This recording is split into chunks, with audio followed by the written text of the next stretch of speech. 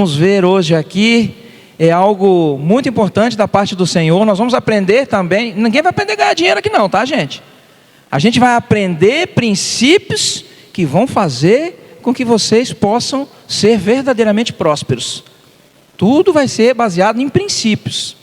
Mas nós vamos falar um pouquinho do que Deus fez pela minha vida, e tudo para a honra e glória do Senhor. Esse é o nosso maior entendimento, é o que a gente tem que ter como agradecimento. Se não fosse o Senhor, o Alexandre hoje não estaria aqui. E Deus é misericordioso, Ele nos dá misericórdia, todo dia Ele tem uma misericórdia nova para nós.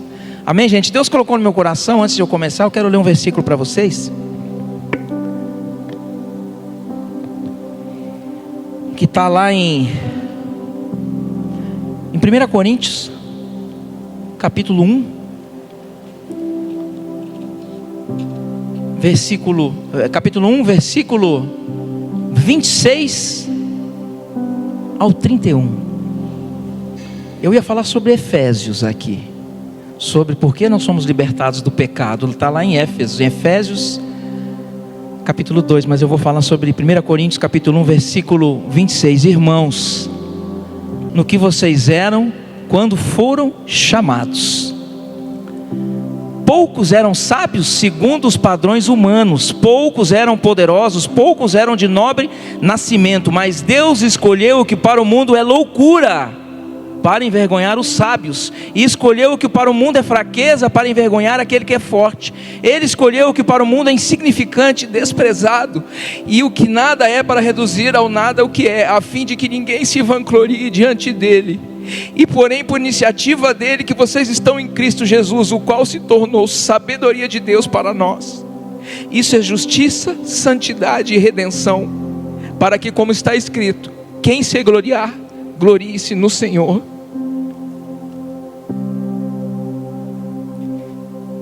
A palavra de Deus emociona porque esse versículo fala muito sobre o que eu sou, sobre o que eu me tornei. Deus chama os improváveis, Deus chama os mais perdidos para que possam ser usados. E eu estou aqui hoje de coração aberto para ser usado, para a honra e nome do Senhor, para a honra e glória do Senhor, somente para isso, em nome de Jesus. Amém, gente? Deixa eu fechar aqui. Palestrante, escritor, eu escrevi um livro. Pode passar, né? Esse livro chama-se O que te impede. Eu escrevi esse livro em novembro do ano passado. Só assim em igrejas eu já vendi mais de 1.200 exemplares. É um livro que fala sobre o verdadeiro sentido da prosperidade. Gente, prosperidade não é só dinheiro não. Dinheiro é fonte de bênção, é importante, é fundamental para nós, para a igreja, para a nossa vida. Se Deus te der dinheiro, te der riqueza, aproveite. Se você tiver princípios, caráter, honra, honestidade, valores, aproveite, porque é presente de Deus para quem cumpre os princípios. Então, esse livro está disponível para vender ali. Se vocês quiserem me abençoar, eu sei que vai fazer diferença na vida de vocês e vai fazer na minha também. É R$39, dá para pagar em 12 vezes no cartão, se vocês quiserem. 12 vezes de R$3,90. Se você quiser levar um para um amigo, é R$70 dois, tem desconto, tem umas camisetas ali também, tá? Fiquem à vontade, será uma honra para mim. Mas hoje nós vamos falar sobre prioridades. O que tem sido prioridade na sua vida? O que tem sido prioridade na sua vida? A gente vai refletir sobre o que verdadeiramente significa ser prósperos. Primeiro vamos dar uma cutucada no irmão do lado. Você é próspero. Hoje nós vamos aprender princípios. Deixa eu tomar uma água aqui, gente. Eu já fiquei com sede. Se eu falar muito rápido, vocês falam, toma uma água, que nem no carisma, tá? Toma água, eu tomo água, tá? No carisma a gente aprende isso. Então, imagina, hoje, no mundo onde o sucesso é medido constantemente pelo que a gente tem, por riqueza material, no mundo onde o acúmulo de riquezas, a gente é chamado para refletir hoje no que realmente importa na nossa vida, quais são as nossas prioridades e qual o verdadeiro sentido da palavra prosperidade, como se alcançar a verdadeira prosperidade. E eu quero que vocês, eu vou falar uma palavra aqui. Quem conhece a parábola do rico insensato aí? Quem já ouviu essa parábola? Hoje nós vamos refletir sobre essa parábola, sobre o acúmulo de riquezas. Qualquer semelhança com os dias de hoje, nessa introdução, é mera coincidência, tá? É por acaso, tá, gente? Nessa época, a Judéia, ela estava sob domínio romano, na época onde Jesus pregou essa parábola, né? E havia uma grande desigualdade social. Opressão e opressão econômica. A população era na sua maioria composta por trabalhadores, braçais, camponeses, pessoas doentes que não tinham apoio do governo, que era o Império Romano, viúvas, órfãos, pobres e até mendigos, enquanto uma pequena elite acumulava e se apropriava da maior parte das terras e das riquezas. Os pesados impostos romanos aumentavam ainda mais o fardo do povo. A riqueza era vista como um sinal de bênção. Quem mais tinha era quem mais tinha poder. Quem mais tinha era para ostentar. E o povo sofria com impostos. Por isso que eu digo, é uma mera coincidência, né? Nada parecido com o que acontece hoje. E lá, nós vamos ler a palavra de Deus. Está lá em Lucas 12, capítulo 16 ao 21, se vocês quiserem acompanhar. Pode abrir a sua Bíblia, seu aplicativo. Está escrito assim. Só um instantinho, gente. Molhou o bigode. Então, Jesus lhes contou uma parábola dizendo: a terra de um homem rico produziu com abundância. E ele começou a pensar: o que farei? Pois eu não tenho onde armazenar a minha colheita. Então disse: já sei o que vou fazer. Vou derrubar os meus celeiros, construir outros maiores e armazenar neles todo o meu produto, bem como os meus bens. Então eu direi à minha alma: alma, você tem em depósito muitos bens para muitos anos. Descanse, coma, beba e aproveite a vida. Mas Deus lhe disse: louco, esta noite pedirão a sua alma, e o que você tem preparado, para quem será? Assim é o que ajunta tesouros para si mesmo, mas não é rico para com Deus. Vamos dizer um amém, hein, gente? Obrigado, Senhor, por essa palavra, pela sua palavra que edifica e nos fortalece. Aqui vai a primeira pergunta, para que a gente possa refletir e responder ela no final. Por que a gente corre tanto atrás de dinheiro? Para que a gente corre tanto? Qual o propósito? Por que a gente pensa tanto em sucesso, em riqueza material? Qual o propósito disso tudo? Por que a gente trabalha tanto? Vamos pensar nisso para a gente responder lá no final, tá? Muitas vezes a busca incessante pelo sucesso, pela riqueza, nos cega e nos leva a ruínas em áreas da nossa vida. E hoje nós vamos falar sobre isso. Qual é o nosso propósito? O que a gente tem feito para alcançar o sucesso, tá? Então nós vamos entender primeiramente qual é o verdadeiro sentido da prosperidade. O que a gente entende por prosperidade? O que vocês entendem por prosperidade? Muita gente fala em prosperidade, acha que é, dinheiro. Prosperidade é dinheiro. É sim também. A parte financeira, ser próspero é estar bem financeiramente, mas vai muito mais além. Prosperidade é ausência de necessidade, ausência de escassez em todas as áreas da nossa vida. Na saúde, emocional, espiritual, social. Quando eu falo social, eu falo família. É ausência de necessidade nessas áreas. Não adianta nada, por exemplo, a gente ter dinheiro e não estar bem de saúde. E nós vamos falar sobre um dos pilares da verdadeira prosperidade, que é o bem-estar físico. Pode passar, Ana. Bem-estar físico. Essa imagem de um cavalo cansado, ela não é por acaso. Estar bem fisicamente faz parte de ser próspero.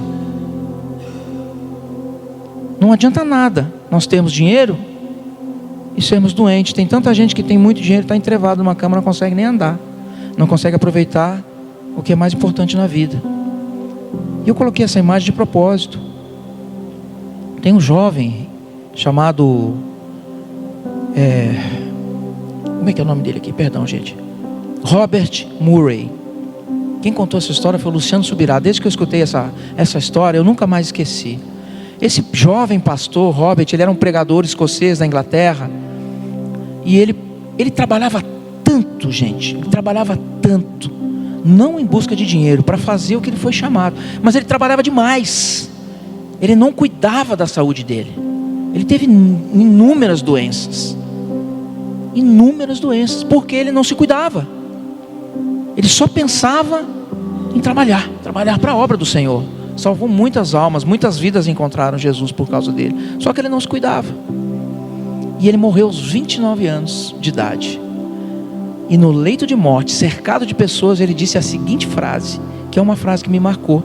Por isso que eu conto essa história. Ele disse para todas as pessoas que estavam na sala com ele internado. Ele disse assim: Deus me deu uma mensagem para levar e um cavalo para carregar essa mensagem.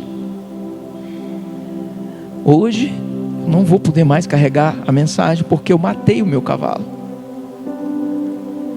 Não adianta nada a gente não cuidar da nossa saúde, gente. Ser próspero é cuidar da saúde.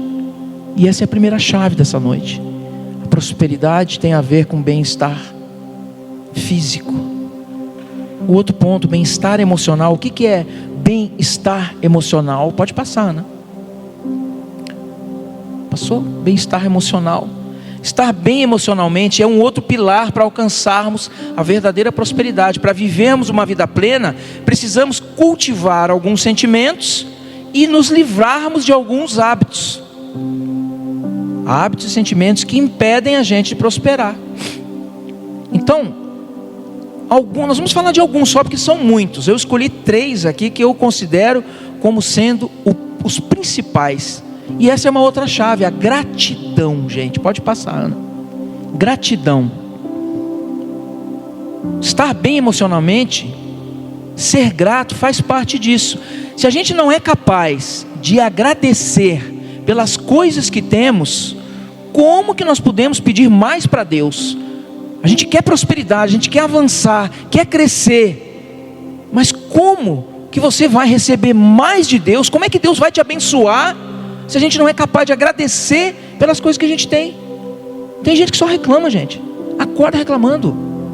É o carro do vizinho que é melhor, é os filhos do vizinho que é melhor, é a empresa do vizinho que é melhor, é a mulher do vizinho que é melhor. Tudo é melhor. Ele não está grato com nada. O povo padeceu 40 anos, 38 anos, porque levaram 2 para chegar na terra prometida, né? 38 foi castigo de Deus, porque só reclamaram. Tinham comida, tinham proteção, tinham tudo, só reclamavam. Não entraram na terra prometida. Toda a geração que saiu lá da escravidão do Egito não entrou na terra prometida. Só a segunda geração. O resto foi castigado, porque reclamou demais. Então Deus não vai nos abençoar se nós não soubermos agradecer. Estar bem emocionalmente é ser grato. 1 Tessalonicenses 5, versículo 18. Deem graças a todas as circunstâncias, pois essa é a vontade de Deus para em Cristo Jesus. Posso ouvir um amém aí, gente? Amém? Vamos acordar, para acordar. Um amém. Um outro ponto importante, isso é uma outra chave, para que a gente possa ser próspero, estar bem emocionalmente, é o perdão. Pode passar, Ana. Perdão. Perdoar. A falta de perdão nos trava. A falta de perdão trava a nossa felicidade, a nossa prosperidade.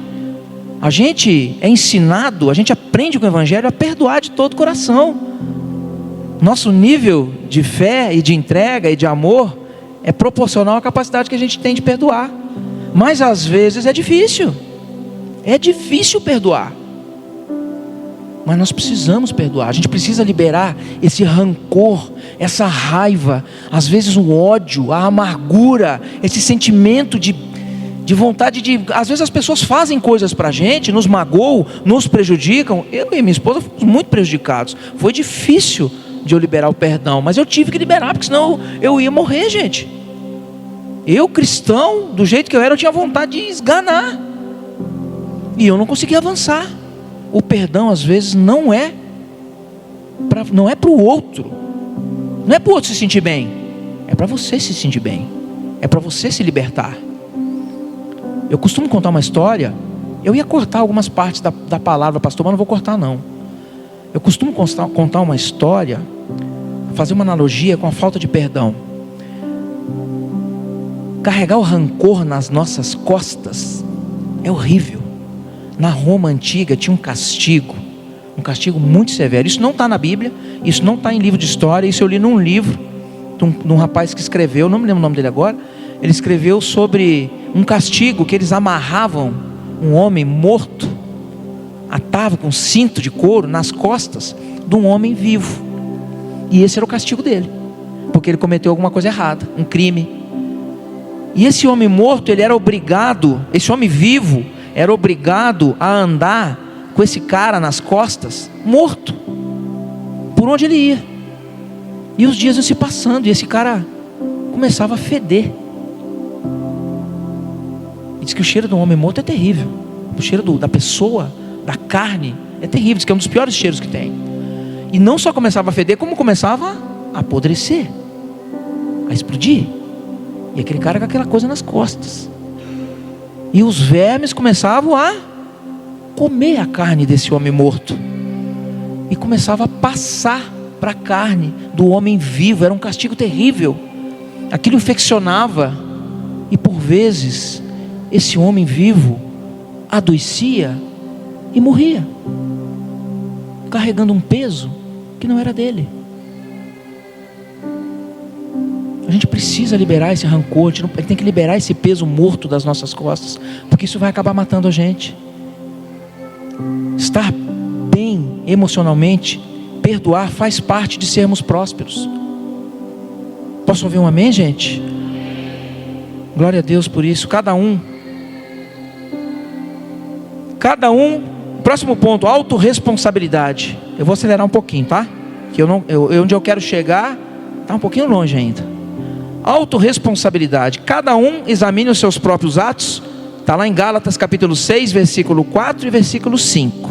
Cada um examine os próprios atos, então poderá orgulhar-se de si, sem se comparar com ninguém, pois cada um deverá levar a sua própria carga. Gente, autorresponsabilidade. Alguém sabe o que significa essa palavra? Autorresponsabilidade?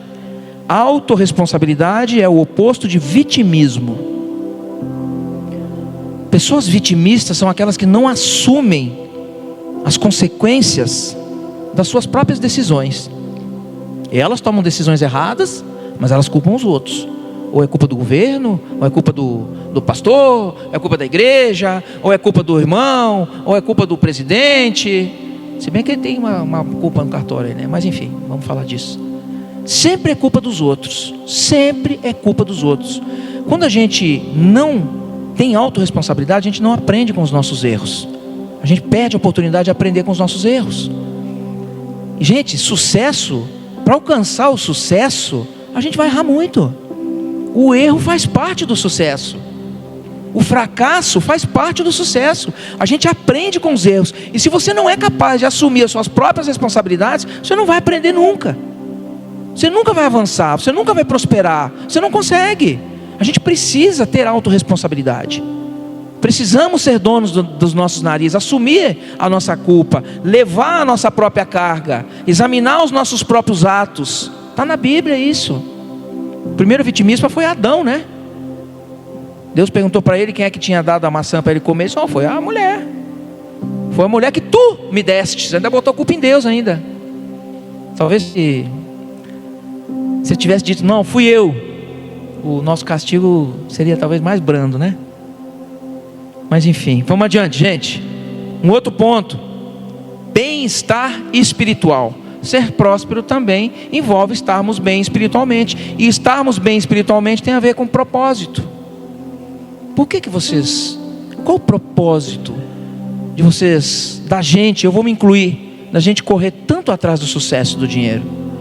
Qual é o seu propósito? Estar bem espiritualmente é encontrar um significado para a nossa vida. O bem-estar espiritual é encontrar a verdadeiro propósito em Deus, que é muito maior do que as nossas conquistas passageiras. É servir a Deus, é ajudar o próximo, é cuidar da família, ser um bom exemplo, é contribuir para a comunidade. Qual o seu propósito. Em Efésios 2:10 está escrito: porque somos criação de Deus, realizadas em Cristo Jesus, para fazermos boas obras, as quais Deus preparou antes mesmo para nós a praticarmos.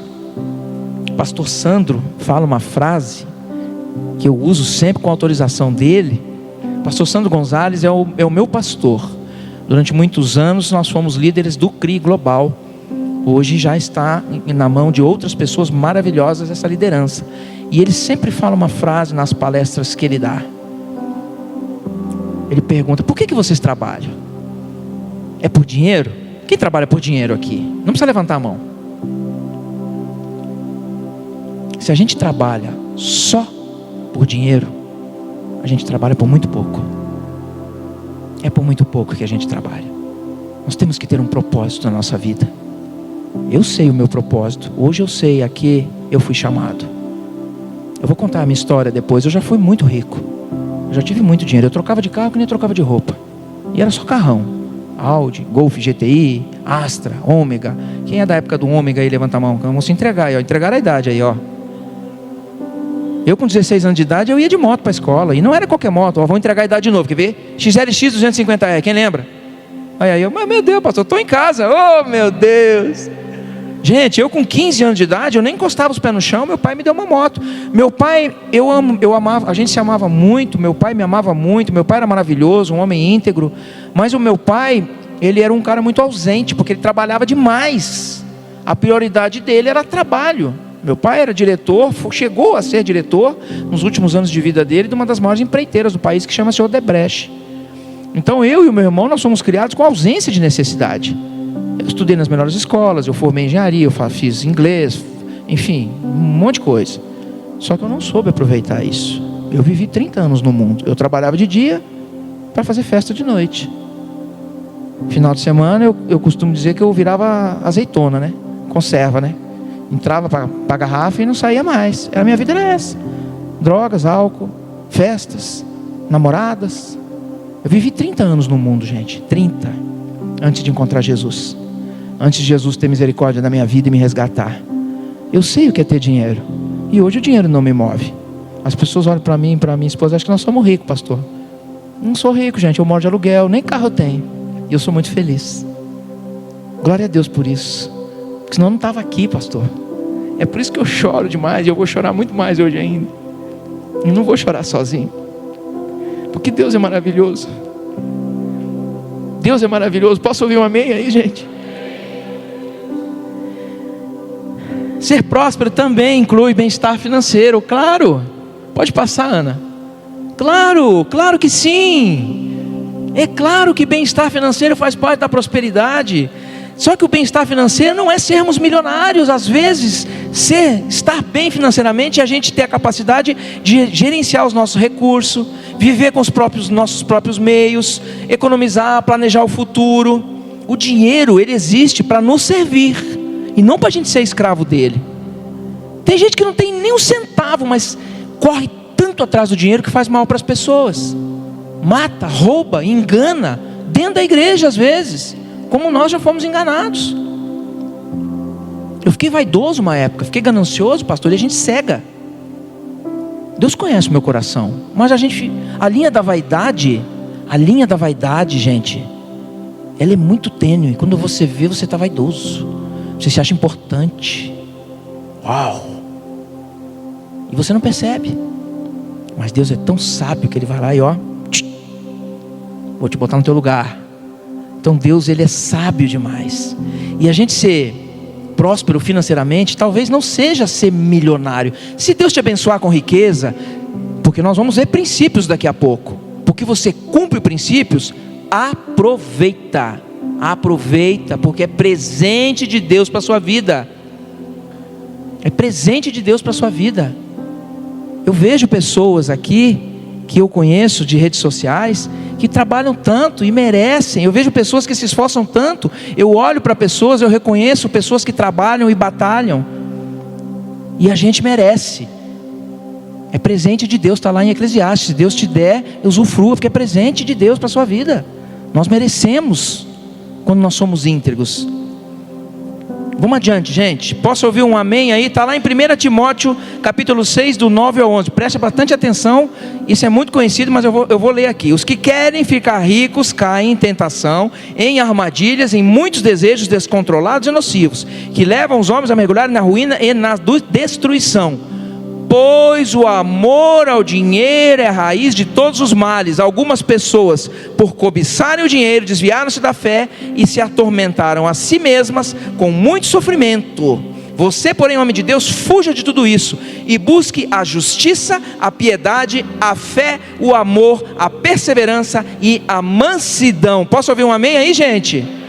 Gente, a Bíblia não condena o dinheiro, a Bíblia condena o amor ao dinheiro. O amor ao dinheiro é que é a raiz de todos os males. É isso que a Bíblia condena. Então, se você tem chance de prosperar financeiramente, glória a Deus por isso. Glória a Deus por isso. Vamos adiante. Bem-estar social. Toma água.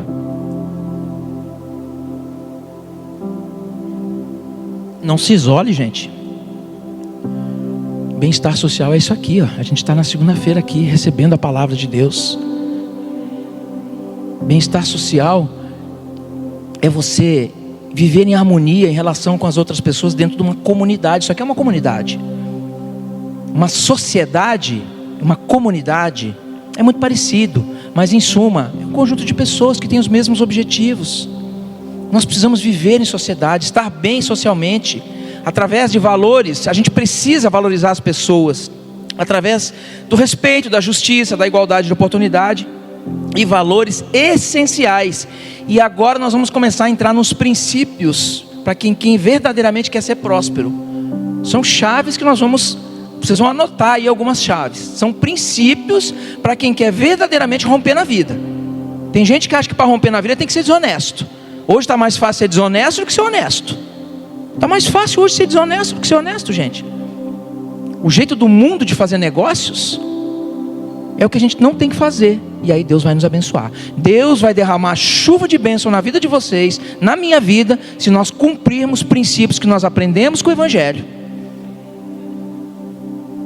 Quem não cumpre princípios, tem gente que é rico, mas não tem o que nós temos, não carrega o que nós carregamos. Então Deus vai abençoar a vida de vocês, vai nos abençoar, porque nós vamos cumprir princípios. Vamos fazer um acordo aqui, vamos honrar a palavra de Deus, vamos honrar o nosso Deus. Nós somos cumpridores de princípios, vamos honrar a Deus. Princípios como honra, caráter, honestidade fazem parte da integridade. Humildade, justiça, generosidade, excelência e sobretudo família. Nós vamos aprender tudo isso aqui hoje, todos esses princípios. E onde eu quero chegar é na família. Nós vamos fazer uma construção até lá. Está escrito lá em Deuteronômio, capítulo 28, versículo 1 e 2. Se vocês obedecerem fielmente ao Senhor, o seu Deus, e seguirem cuidadosamente todos os seus mandamentos, que hoje eu lhes dou, o Senhor seu Deus os colocará muito acima das nações da terra. Todas estas bênçãos virão sobre vocês e os acompanharão, se vocês obedecerem ao Senhor seu Deus. E nós estamos falando aqui de princípios. Está escrito na palavra do Senhor. Obedeçamos ao Senhor. Quais são esses princípios? Os primeiros, 3 primeiros. Integridade, pode passar, Ana. Honra, caráter e honestidade. Vou acelerar um pouquinho aqui, tá, gente? A honra é um princípio que abre as portas dos céus e libera a graça divina sobre a sua vida. Honrar as pessoas é dar a elas o que é delas. Honrar a Deus é dar a Deus o que é de Deus. Tem gente que fala mal das pessoas, que dão oportunidade para elas, fala mal do chefe, fala mal do diretor, fala mal do pastor, fala mal. Tem gente que fala mal das pessoas. Isso não é honrar as pessoas. Deus não vai derramar bênção sobre a sua vida se você não for uma pessoa de honra. Precisamos honrar as pessoas que nos dão chances. Honrar não é bajular não, gente. Não é para, perdão da palavra, vou usar um termo aqui, não é puxar saco de ninguém não. Honrar não é bajular em público, não é elogiar em público. Não, honrar o que você faz por trás das pessoas. A gente tem que parar de falar mal das pessoas. A gente precisa disso. Isso é falta de honra. Caráter. O que é caráter? Caráter é um alicerce sobre quais todas as outras virtudes são construídas. É o reflexo genuíno de quem você é. Caráter é quem você é. O único que transforma caráter é Jesus. Porque quem não tem Jesus não transforma caráter. Caráter é aquilo que você faz quando você está sozinho. É no seu telefone celular, é no seu YouTube, é no banheiro, é nos seus pensamentos. Isso é caráter. É o que você é quando você está sozinho. É você com você mesmo. Tem gente que esconde um monte de coisa de todo mundo. E esconde mesmo e às vezes ninguém descobre. Não tem caráter porque faz coisa escondida. Caráter é aquilo que você faz quando ninguém está vendo. É quando você fecha a porta do seu quarto, quando você vai olhar sua televisão. Pornografia, traição, mentira. A gente precisa ter caráter. Deus não vai abençoar quem não tem caráter. Honestidade. Não precisa nem falar, né, gente? Ela se manifesta na verdade, na transparência, na integridade das nossas ações. Como que a gente tem feito na nossa vida profissional, no nosso trabalho, nos nossos negócios? Você tem sido honesto? Ou você tem mudado verdades para parecer, mudado situações para parecer verdade, para enganar as pessoas? Favorecimentos no seu negócio, na sua vida. Você tem sido honesto verdadeiramente? Fecha o olho, pensa se tem alguma coisa que você está fazendo, ou você faz parte de alguma coisa. Porque às vezes a gente acha, muitas pessoas me perguntam, né, nas reuniões de empresários, as pessoas levantam a mão e dizem assim: Alexandre, mas assim, ó, eu sou honesto, mas eu tenho um cliente que eu sei que ele faz coisa errada, mas eu preciso vender para ele, eu preciso comprar dele, eu preciso fazer negócio com ele, eu sei que ele faz coisa errada, eu ajudo ele, mas eu não faço. Está errado? Está errado. Mas o que eu faço? Demite o cara da sua vida. Enquanto você for cúmplice do pecado, enquanto você for cúmplice da desonestidade, enquanto você fizer parte disso indiretamente, você está pecando também. Isso não é pecado, isso é uma transgressão. Você sabe qual é a diferença de pecado, transgressão e iniquidade? Pecado é aquilo que a gente faz todo dia às vezes. Eu sou pecador, nós somos pecadores, mas a gente se arrepende. Eu me arrependo genuinamente quando eu peco, quando eu brigo com a minha esposa, quando eu faço alguma coisa errada. Transgressão é quando você erra, mas você sabe que está errado, mas você faz. Você sabe que não pode passar dos 60, mas você anda 100. Você sabe que não pode passar dos 80, mas você anda 120. Você sabe que está errado. Você está transgredindo. Isso é transgressão. Iniquidade é idade mesmo. Você é má, sua natureza é má. Iniquidade você faz sem sentir maldade para os outros. Normalmente a pessoa que tem iniquidade não está dentro da igreja. É má mesmo lá fora. É ruim mesmo. Isso é iniquidade. Nós somos pecadores. E a desonestidade é uma transgressão. Nós precisamos ser honestos. Nós precisamos nos juntar com pessoas honestas. A aliança é coisa séria. Não estou falando de casamento não. Estou falando de aliança. As más companhias corrompem os bons. Está na Bíblia, em Provérbios. Se afaste disso da sua vida. Esse é um princípio. Essa é uma chave para hoje à noite. Posso ouvir um amém, gente? Outro princípio muito importante: humildade. Essa é uma chave. Opa, você pulou. Pulou ou eu pulei? Espera aí. Não, você pulou. Humildade, está aí humildade? Faltou humildade? Vê se está aí. Passa o próximo. Humildade, depois a gente volta, tá? Humildade. O que é ser humilde? Humildade é uma virtude que nos aproxima do coração de Deus. Para que mais humilde que Jesus, gente? Jesus lavando os pés dos apóstolos. O que ele queria mostrar com aquilo? Humildade. Dessa passagem de Jesus lavando os pés dos apóstolos dá para tirar uma outra pregação. Tem todos os princípios juntos reunidos nessa palavra. Humildade é a virtude que nos aproxima de Deus. Em Marcos capítulo 10, versículo 45 está escrito: pois nem mesmo o Filho do Homem veio para ser servido, mas para servir e dar a sua vida em resgate de muitos. Será que a gente não tem sido orgulhoso e não tem faltado com humildade para reconhecer os nossos erros? Enquanto a gente não é humilde e reconhece onde a gente erra, Deus não vai derramar bênção sobre a nossa vida. Nós precisamos ser humildes, gente. Nós precisamos ser humildes para pedir perdão. Nós precisamos humilde para nos arrepender. Nós precisamos ser humildes para reconhecer que dependemos do Senhor. A gente tem que largar a soberba de lado. A soberba precede a queda. Antes, está lá em Provérbios, tem uma passagem, mas tem em Provérbios também. Antes da ruína, gaba-se o coração do homem. Diante da honra vai a humildade. E a ruína precede a queda. A soberba procede à queda do homem.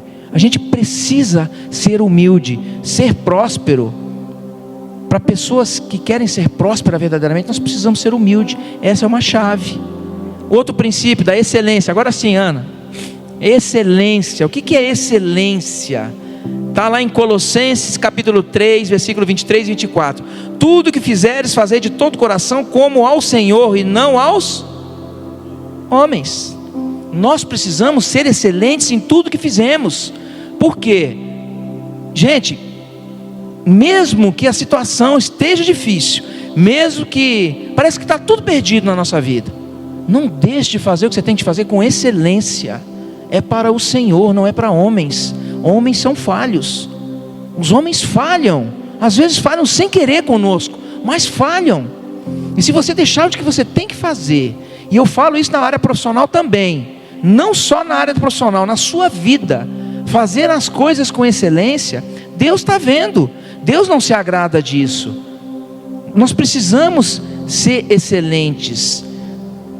Quando fazemos tudo com excelência, mostramos que entendemos a importância daquilo que Deus nos confiou. A excelência não precisa de reconhecimento. Ela mesma testemunha a nossa fidelidade. É uma semente que nós plantamos. Ser excelente no que fazemos, na nossa entrega, na nossa empresa, no nosso trabalho, na nossa família, com os nossos filhos, Deus vai derramar bênção sobre a sua vida. Precisamos fazer as coisas com excelência. Posso ouvir um amém aí, gente? Outro princípio, Ana, pula lá, generosidade. Vê se você acha, olha aí, ó. Eu botei de propósito as moedas aí, o cara sem nada do outro lado. Eu sou muito visual, né? Mas generosidade é um outro princípio bíblico. Ser generoso não significa somente dar dinheiro para as pessoas. Tem gente que é bondoso no final do ano. No final do ano enche caminhão de cesta básica e sai distribuindo por aí brinquedo para as crianças no Natal. Passa o ano inteiro fazendo maldade, o ano inteiro arrancando dinheiro dos outros, o ano inteiro enganando as pessoas. O cara é generoso. Não, não é generoso, ele é bom, ele foi bom, mas ele não é bondoso, ele não é generoso. Tem muita gente assim, e ainda fica pedindo para Deus mais. Como é que Deus vai abençoar quem faz esse tipo de coisa? Então, ser generoso não significa somente dar dinheiro para as pessoas. Às vezes dá tempo para as pessoas, dá o seu tempo para elas, ouvir elas, conversar com elas, um ombro amigo, um apoio. É o seu irmão, gente. Segundo o maior mandamento da lei de Jesus falou: ame o seu irmão como ama a si mesmo. Ser generoso envolve se doar, é dar apoio emocional, carinho, tempo. Quando a gente é generoso, é um presente. Deus nos abençoa. Tem muitas pessoas que são generosas. Tem vários homens generosos. Hoje em dia tem pessoas que são muito prósperas financeiramente porque são generosos verdadeiramente. Tem um que eu peguei, tem vários exemplos aqui, mas um deles me chamou a atenção. É um pastor chamado Rick Warren. Não sei se já ouviram falar no Rick Warren. É o autor daquele livro chamado Uma Vida com Propósito. É um livro muito famoso, muito famoso. Esse cara, ele é milionário, ele é muito próspero financeiramente. 90% do que ele ganha, ele doa. 90% do que ele ganha, ele doa para ajudar as pessoas, em tudo. E tem muita gente que é próspera financeiramente por causa desses princípios. A gente precisa ser generoso, gente. Posso ouvir um amém? E agora, para mim, é onde eu queria chegar. Família. Família, para mim, é o pilar mais importante para quem realmente quer ser próspero. Família é a minha prioridade. O que é prioridade para vocês? Para mim é a família.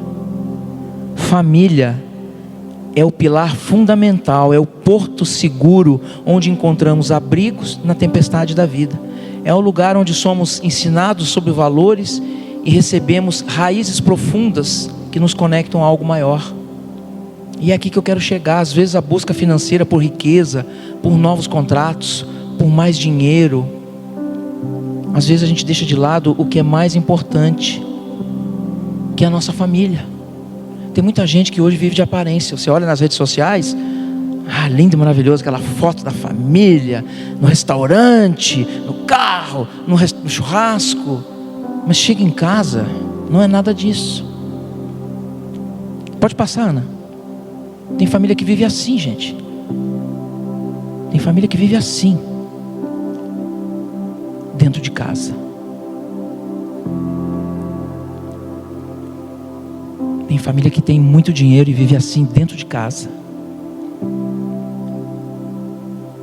Eu queria fazer uma reflexão. Feche os seus olhos agora. Pensa um pouquinho, você, marido. Feche os olhos de verdade. Todos fechem os olhos. Como é que você tem tratado a sua esposa dentro de casa? Será que você trata ela que nem você trata na frente dos outros? Será que você dá atenção para ela? Ou será que você só procura ela naquela hora que você sente as suas necessidades mais intrínsecas, na hora do sexo? Será que você tem valorizado ela como da primeira vez quando vocês se conheceram? Será que você está dando realmente valor para a sua esposa? E você, esposa, será que você está dando valor para o seu marido? Será que aquele momento que vocês se conheceram, aquele amor, será que você está sendo bênção na vida dele? Ou você não está apoiando ele? Será que você realmente está fazendo o seu papel de esposa na sua família? Sabe, gente, a família é o nosso bem maior. Aquele primeiro momento. Eu quero contar uma história para vocês. Pode passar, Ana. Quero contar uma história para vocês. Tinha um grupo de jovens, eles se reuniram porque eles queriam ver o mar. Eles não conheciam o mar. Alguns conheciam, outros não. Eles alugaram um ônibus, uma van, uma Kombi na época, né? Porque eu estou contando uma história da minha época, então era uma Kombi, né? E foram para a praia, mandaram para a praia, pegaram um ônibus, foram. Quando se aproximaram do litoral, tinha um dos jovens que ele tremia todo, o corpo todo. E o amigo dele perguntou: vem cá, por que você está tremendo tanto? Ele disse: não, é que eu nunca vi o mar. Como assim você nunca viu o mar? Eu nunca vi o mar. Nervoso, ele estava ansioso por aquele momento, sabe? Tão esperado, ele estava ansioso por aquilo.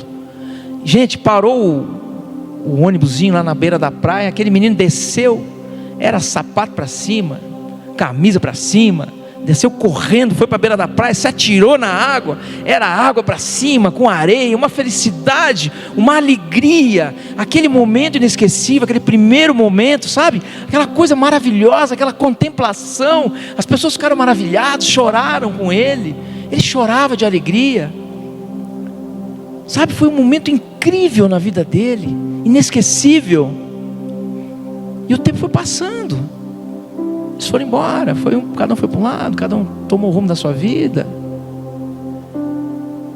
e o tempo passou, cada um teve sua família, e um belo dia esse amigo encontrou o pulador lá, né? Encontrou o cara, encontrou ele na praia com a família, com filhos, com a esposa, e na praia realmente, e perguntou: vem cá, por que você está tão triste, cara? Por que esse olhar tão cabisbaixo? Você não tem sua família aí com você, sua esposa linda, maravilhosa? E ele começou a chorar, e ele disse assim: sabe, hoje eu moro no mar, mas eu perdi a capacidade de contemplar o mar. Será que a gente, no nosso dia a dia, a gente não está perdendo a capacidade de contemplar o mar, que é o seu casamento, que é os seus filhos? Aquele primeiro momento quando você diz para sua esposa: eu te amo, vou ficar com você o resto da minha vida. Aquele momento inesquecível. Será que a gente não tem deixado isso de lado na busca por riqueza? Como é que a gente tem tratado os nossos filhos? Será que é na base do grito, do castigo, palavras de maldição? Quantas vezes faz? Qual foi a última vez que você disse eu te amo para o seu filho? Lembra daquele primeiro momento quando ele nasceu? As pessoas perdem a capacidade de amar, de contemplar esse mar maravilhoso por causa da ganância, gente. Depois não sabe por que tem filho drogado, suicida, depressivo, com desvio de sexo. Por que se apega homem com homem, mulher com mulher? Não sabe. Aí, o que eu fiz que o meu filho é assim? Não dá atenção. Tem marido que chega em casa, não dá atenção para a mulher, deita na cama, pega o celular, ela pega outro celular. Isso aqui é uma distração na nossa vida. A gente tem que parar com isso. Falta de plenitude, eu falo isso no livro também. A gente precisa viver os momentos em família. Sabe que é aqui que eu conto um pouco da minha história. Porque a nossa família, apesar de termos dinheiro, nós vivíamos uma vida disfuncional. Meu pai não parava em casa. Eu e meu irmão éramos criados no mundo. A gente tinha tudo. Tinha tudo, gente. As pessoas se aproximavam de nós pelo que nós tínhamos, e não pelo que nós éramos. Então eu vivi uma vida onde final de semana a gente enchia os carros e ia tudo para casa da praia. Meu pai tinha muitos imóveis, a gente tinha dinheiro realmente, mas faltava algo na minha vida. Eu fui muito enganado por mulheres, por relacionamentos, por pessoas, amigos. Eu nunca tive amigo de verdade. Então meu pai corria tanto atrás de dinheiro. Eu não me lembro, eu não tenho memórias afetivas com meu pai. Eu amo meu pai. Meu pai deu o melhor que ele pôde para mim, mas eu não consegui construir memórias comigo. A única memória que eu tenho é quando ele soltava pipa comigo, quando eu tinha 6 anos de idade, quando ele ainda não era próspero financeiramente. Ele subia em cima da casa lá e soltava pipa, eu e meu irmão com ele. É isso que eu me lembro, só. Que memórias vocês têm construído com seus filhos? Que memória que a gente tem construído com os nossos filhos? E a minha vida toda foi assim, gente. E foi uma sequência de frustrações, porque nada dava certo. Nada dava certo. Eu estudava, eu me formei, mas nada dava certo na minha vida. Muitos relacionamentos. Meu primeiro filho é fruto de um primeiro relacionamento que eu tive. Quando ele nasceu, a mãe dele me abandonou. Eu dei sorte que meu filho foi criado a mãe dele casou com um pastor da igreja batista. Meu filho foi criado dentro da igreja. Talvez se tivesse comigo não teria sido assim. E a vida foi passando e eu só tinha frustrações. E eu desenvolvi algo muito sério, que as pessoas não levam a sério, às vezes acham que é frescura, que é a depressão. Eu hoje tenho 80 quilos. Eu estou em forma de pera, né? Eu falei hoje, né? Forma de pera. Mas eu não sou gordo, eu tenho 80 quilos. Eu em 2017, eu estava com 45 quilos. Porque eu não queria comer, eu não queria dormir, eu só queria morrer. Eu já tinha perdido emprego, eu já tinha perdido relacionamento. Meu pai quebrou em 2018. Nossa vida financeira fez assim, ó. Ele teve que vender tudo que ele tinha para pagar dívida trabalhista, para pagar contratos de empreiteiras. Nós ficamos com 3 imóveis dos mais de 15, 20 que ele tinha. Um era meu, o outro era do meu irmão, o outro era na casa que eles moravam. Eu, por não conseguir mais, eu tinha síndrome do pânico, grau 5. Tinha TAG, grau 5. Eu ia para o hospital, às vezes, infarto do miocárdio. Não, era crise de ansiedade. Eu suava, eu não dormia, eu não comia. Eu não saía de casa, eu não conseguia mais tomar banho. Eu não saía, eu só queria morrer. Eu não queria viver mais. E nós tínhamos dinheiro. E eu não queria viver mais. Não tinha, e eu não conhecia Jesus. Eu não conhecia o amor do Pai. Não conhecia, eu nunca tinha entrado numa igreja. E eu só queria morrer. E em 2018 nós quebramos. 2020 foi a pá de cal na minha vida. Eu tive que voltar a morar com os meus pais, porque eu não conseguia morar sozinho. 2020 minha família morreu toda para Covid. Morreu meu pai, morreu meu irmão, 43 anos, médico. Meu pai 64 anos. Ficou só eu e minha mãe ficou 30 dias no hospital, internada. de Covid. Eu tomava tantos remédios, eu tomava todos que vocês podem imaginar: Rivotril, Estalopram, Alprazolam, Quetiapina, lítio. Eu tomava um remédio que eu digo o seguinte: você quer o Satanás na caixinha? Você vai na farmácia e pede o Zolpidem. Já ouviram falar no Zolpidem? Alguém já ouviu? É o Satanás na caixinha. Eu tomava aquela desgraça com álcool ainda, ficava 3, 4 dias fora de casa, caía na rua, a polícia me juntava, acordava em outra cidade. Teve uma mulher que comprou um boi esse dia na internet, vocês não viram? Ela comprou um boi no leilão, chegou um boi na casa dela. Ué, tomava Zolpidem. Tomou Zolpidem e comprou um boi no leilão. É verdade, procura no Google: mulher compra boi em leilão, procura aí. E outras tantas histórias. E eu tomava essa encrenca aí, porque era o único remédio que me apagava. Ele é um hipnótico, ele apaga o cérebro. Ele faz, você toma 5 minutos depois, você... Só que você não vai para a cama e mistura com álcool, você faz coisa que até Deus duvida. Eu cansei de acordar em outra cidade. Acordei até no Chilindró, pastor, você acredita?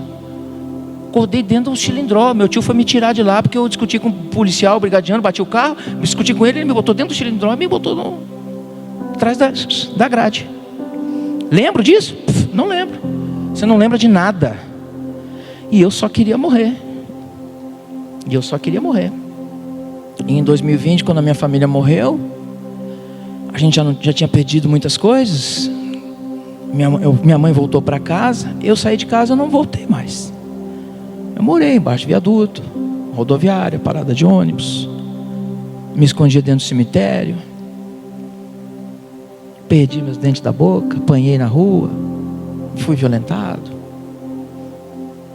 Foi porque eu queria morrer, eu não queria viver mais. Eu não aguentava mais viver daquela forma. Não fazia mais sentido para mim. E em 2020 eu tentei tirar minha própria vida. Eu fiquei 7 dias internado em coma no hospital. Tive várias paradas cardíacas, porque eu tomei todos os remédios do mundo todo que vocês podem imaginar de uma vez só. Minha filha me encontrou caída, minha mãe. A minha filha dizia assim: não morre, paizinho, não morre. Minha filha tinha 7 anos na época. O que vai ser da minha vida sem você? Ela dizia.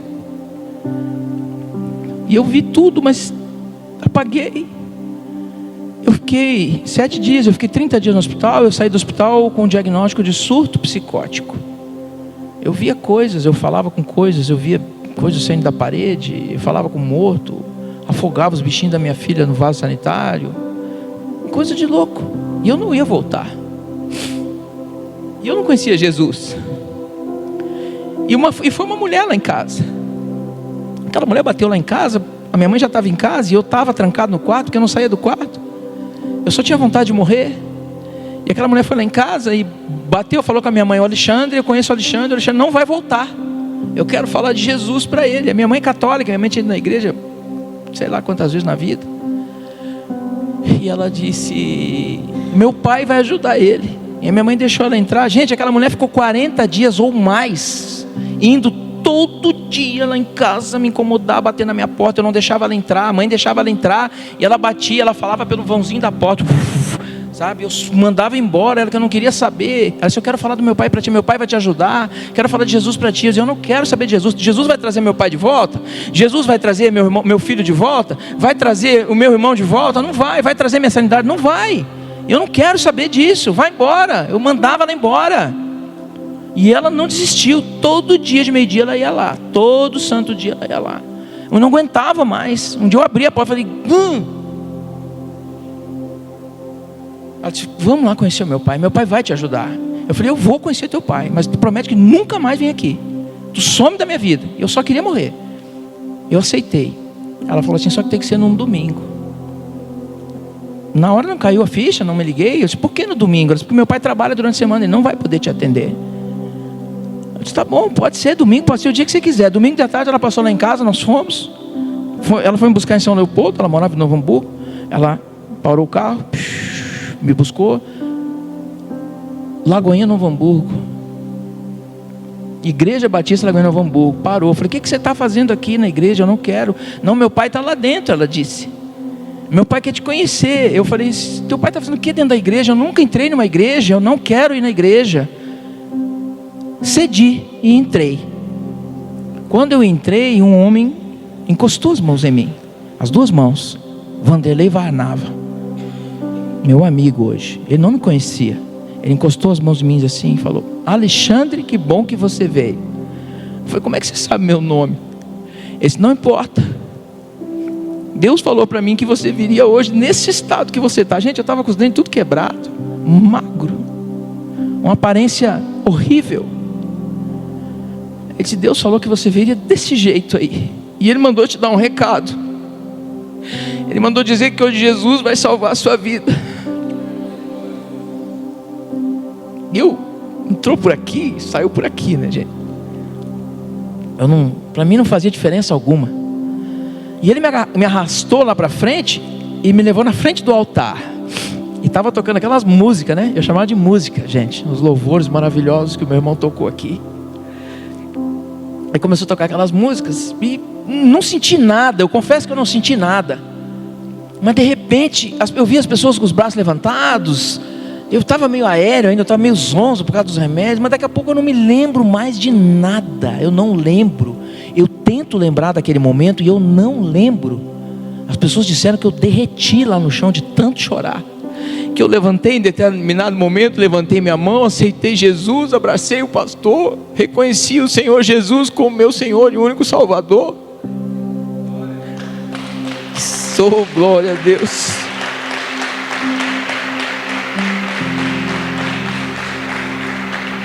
Eu só me lembro que eu fui para casa. E eu cheguei em casa, eu disse: mãe, eu quero dormir. Eu só quero dormir. E eu fui para casa, eu deitei. Gente, eu dormi daquele dia de noite até o outro dia de noite. Eu acordei, estava à noite. Mas eu acordei, eu não tinha mais nada. Eu não tinha nada, eu não tinha ansiedade, eu não tinha desejo de tomar remédio, eu não tinha desejo de beber, eu não tinha desejo de nada. Eu liguei para aquela mulher, eu falei: que mágica vocês fizeram em mim. Foi a palavra que eu usei. Qual foi a mágica que vocês fizeram em mim? Eu estava apavorado, nervoso. Eu disse: o que vocês fizeram em mim? Ela ligou para o pastor já me ligou. Disse: Alexandre, vem aqui na igreja para nós conversar. E eu no outro dia fui. Ele disse: Alexandre, Deus fez uma obra na sua vida.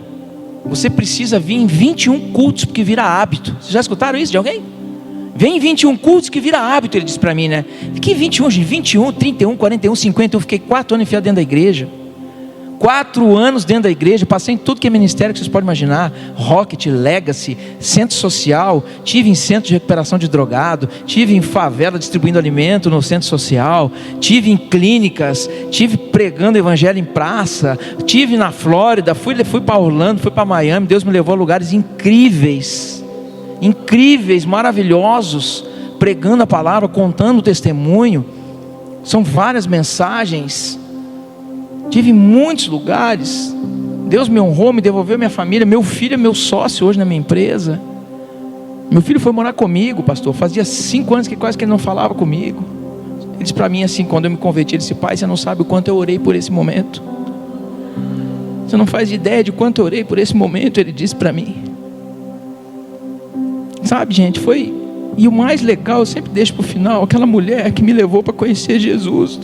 É a minha esposa. Nós casamos. É a Dani.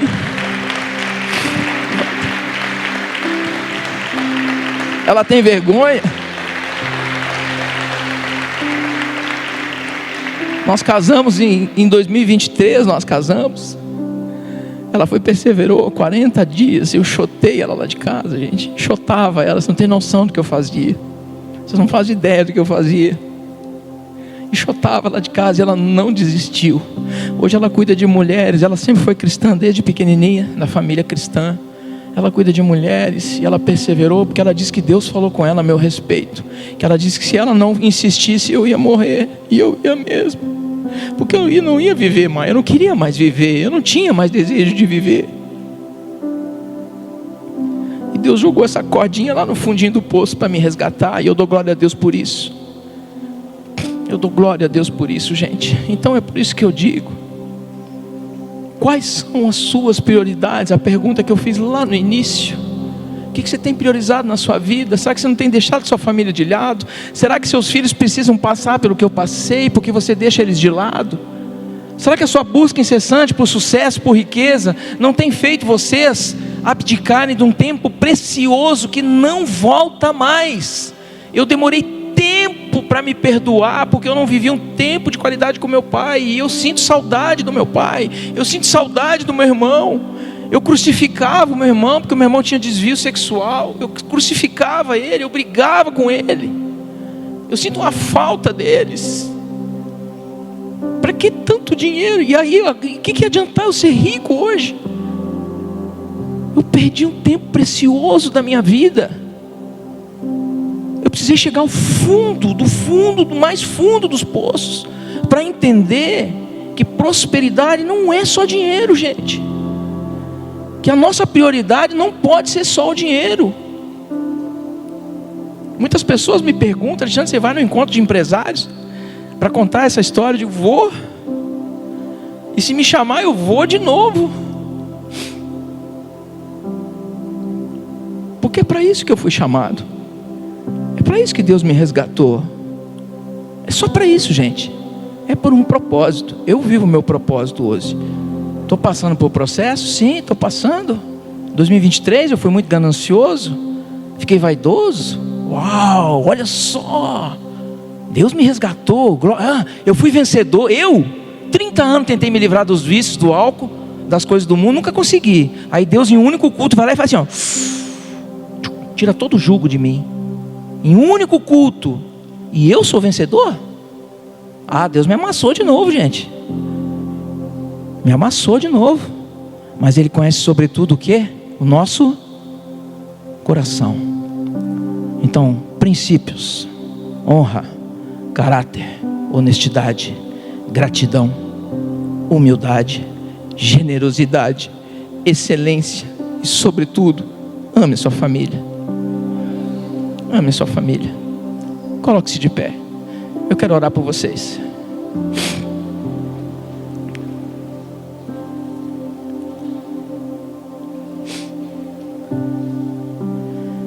Pai amado, eu oro nesse momento. Você que refletiu sobre tudo isso hoje, eu quero fazer um apelo para o seu coração. Feche os seus olhos.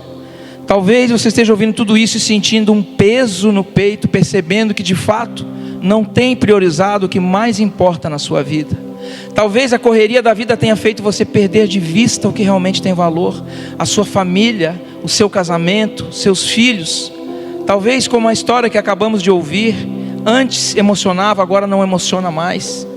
Se você entende, se você sente que falhou, que não consegue ser o pai, a mãe, o cônjuge ou o filho que gostaria de ser, eu quero te dizer algo importante: Jesus pode transformar essa história.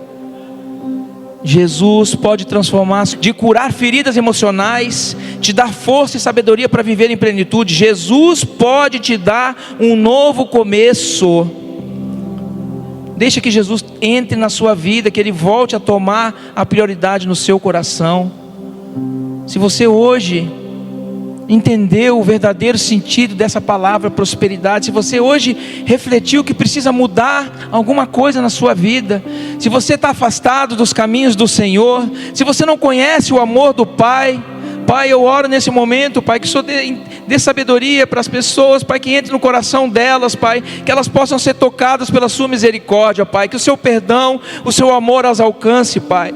Eu oro nesse momento, Senhor, se você está precisando se aproximar do Senhor, se você está precisando voltar aos caminhos do Senhor, em nome de Jesus eu peço, Pai, eu quero orar por você. Nós queremos orar pela sua vida, nós queremos abençoar você, nós queremos que Deus abençoe, derrame o favor dele sobre a sua vida. Levante a sua mão sem constrangimento, mesmo que você já tenha aceitado Jesus e precise se aproximar dele.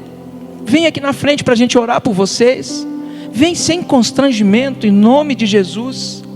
Não tenha vergonha. Esse é o momento onde a gente está mais próximo de Deus, onde o nosso coração está aberto para receber todo o amor que Ele tem pela nossa vida. Pai amado, em nome de Jesus eu oro, Pai, aqui nesse momento, Pai, porque o Senhor quebrante os corações, que o Senhor possa fazer com que as pessoas percebam a necessidade verdadeira do seu amor e da sua misericórdia. Em nome de Jesus eu agradeço esse momento, Pai. Em nome de Jesus. Em nome de Jesus. Amém, gente. Amém. Muito obrigado.